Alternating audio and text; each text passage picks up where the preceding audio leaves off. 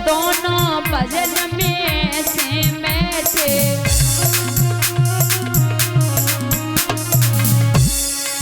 सुध बुध अपनी वो खो बैठे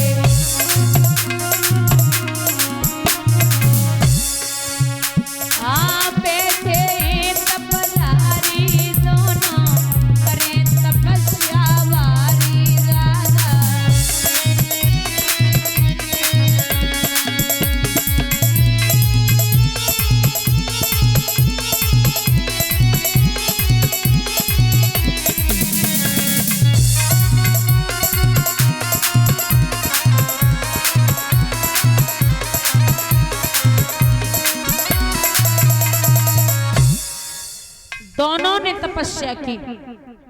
भगवान प्रसन्न हुए, बोले मां तूने बड़ी तपस्या की है, तू हमसे वरदान मांग ले। तो मैया ने जवाब दियो कि प्रभु अगर देना चाहते हो तो एक चीज दे दो। क्या? महाराज आपके जैसा बेटा मेरे घर में पैदा हो जाए, आपके जैसा बेटा मेरे घर में पैदा हो जाए।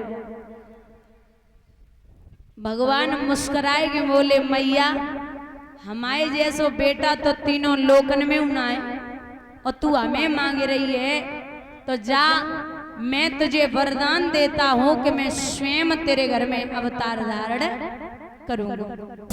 और माताएं विशेष ध्यान दें, अगर एक गर्भवती मां तीन बातों का ख्याल रखे तो भगवान तो नहीं बल्कि उनके गुणों का बेटा आपके घर में जरूर पैदा होगा। पहला, गर्भावस्था के समय जो माताएं होती हैं वो सुबह उठ करके 1 या 1.5 किलो जौ या गेहूं, गांव में चाकी है मिट्टी की, अभी है फिर ठीक है, तो गांव में जो चाकी होती है मिट्टी की, उस चाकी से 1 या 1.5 किलो जौ या गेहूं पीसे सुबह 4 बजे उठ के। सुबह उठ करके 21 या 11 परिक्रमा गाय के लगाए। शाम को सोने से पहले 1 गिलास गाय का दूध सेवन करें। अब आप सोच रहे हो इससे क्या होगा, तो आपको बता दें कि जो मैया गर्भावस्था में सुबह 4 बजे चाकी घुमाएगी, वैसे जैसे जैसे चाकी घूमती है वैसे ही भगवान का सुदर्शन चक्र घूमता है। और जो चाकी के अंदर से आवाज आती है वैसी आवाज भगवान के घंटे और घड़ियालों से आती है। उसका असर आपके पेट में पल रहा बच्चा या बच्ची उस पे पड़ता है।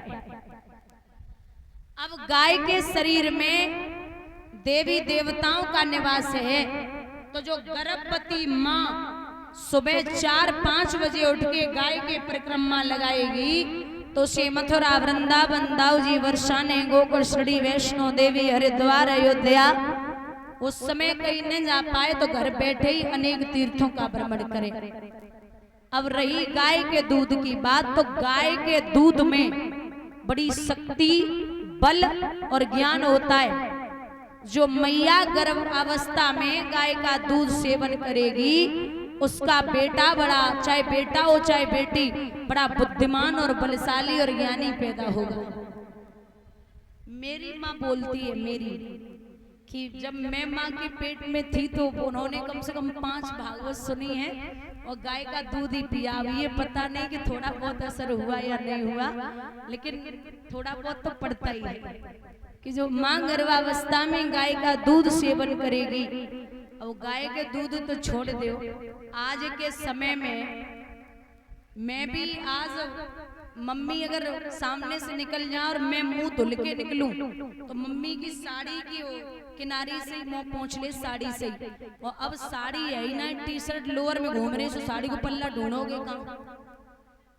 पहले माताएं मांग भरती थी तो यहाँ से शुरू करती थी और पूरा यहाँ तक, और अब किनारे पे धर लेती सुनने को लड़ाई होगी, किनारो बहु ही धरो तुम।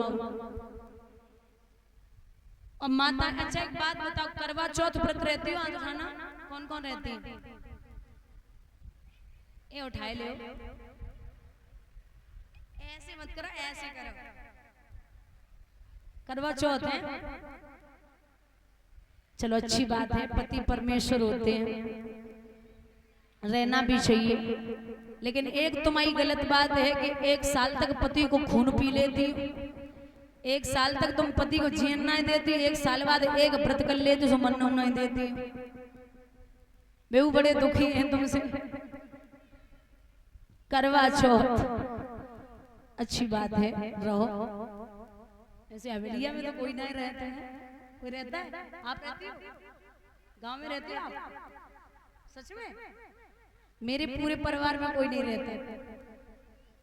अच्छा एक बात है, वैसे अब मजाक के तौर पे ही है, ऐसा नहीं है कि एकदम सीरियस हो जाओ। एक समय मैया लक्ष्मी ने उल्लू से सवाल किया, मैया तेरी दुनिया पूजा करे लेकिन हमें कोई न पूजे। तो मैया ने कहा कि मेरी पूजा कब होती है? बोले दीपावली पे। तो बोले तुम्हें पूजा करवानी है? बोले जी।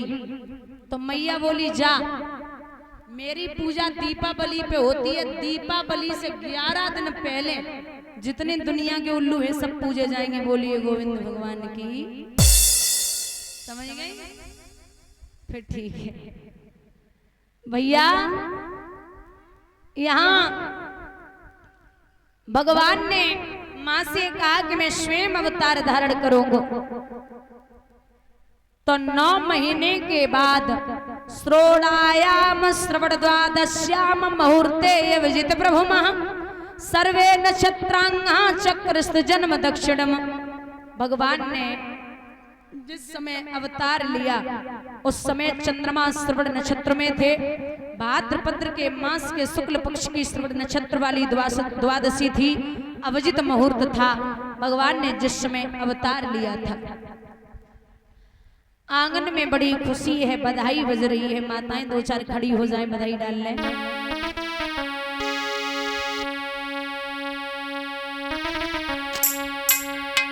अपने हुए नंदलाल हो